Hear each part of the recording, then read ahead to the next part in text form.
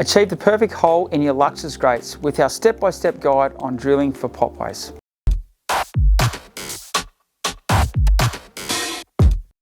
Our potways units come in a variety of sizes to meet different water flow and area requirements, so make sure you have the right size for your project. To begin assembling, insert the pilot into the hole saw flat side facing the Allen key hole and tighten it securely with the Allen key. Before starting the drilling process, ensure that everything is tightened firmly.